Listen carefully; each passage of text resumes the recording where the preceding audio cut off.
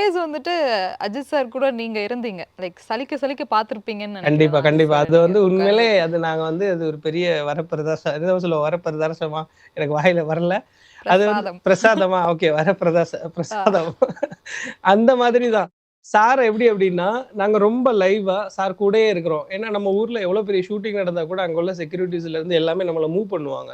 இங்க அப்படி கிடையாது. கிரிட் வாக்ன்னு அந்த வாக் இருக்குல்ல, அந்த கிரிட் வாக் வந்து ஷோ ஸ்டார்ட் ஆவறதுக்கு இப்போ எங்களுக்கு 3:00 மேட்ச்னா 2:30க்கு எங்களுக்கு அந்த கிரிட் வாக் எல்லா காரும் ரெடியா நிக்கும். அவங்கவங்க பிளேஸ் அவங்கவங்க கார் ஃப்ரண்ட்ல நிப்பாங்க. ஸோ நம்ம வந்து அந்த ம். அந்த ரோட்ல அந்த கிரிட் வாக்ல நடந்து ஃபுல்லா நம்ம எல்லா காரையும் பார்க்கலாம், எல்லா பிளேயர்ஸையும் பார்க்கலாம். பட் அங்க இருக்கிற எல்லா கிரவுடுமே அஜித் அஜித் சார் பார்க்க மட்டும் தான் நிக்கிறாங்க.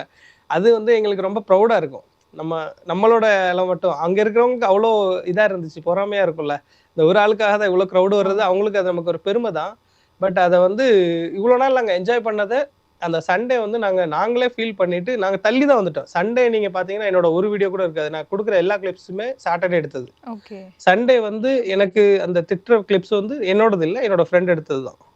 பாலாஜின்னு ஒருத்தன் எடுத்தது தான். ம்ஹ்ம். அந்த கிளிப்ஸ நான் சொன்னேன், "இத யாருக்குமே லீக் பண்ணக்கூடாது. குடுக்கவே கூடாதுன்னு" சொல்லியிருந்தேன். ஆனா இன்னொருத்தர் போட்டு அது தப்பா ப்ரமோட் ஆனதுனால, இந்த கிளிப்ஸ வச்சு நாங்களே பேச வேண்டிய சூழ்நிலை வந்துச்சு. ஓகே.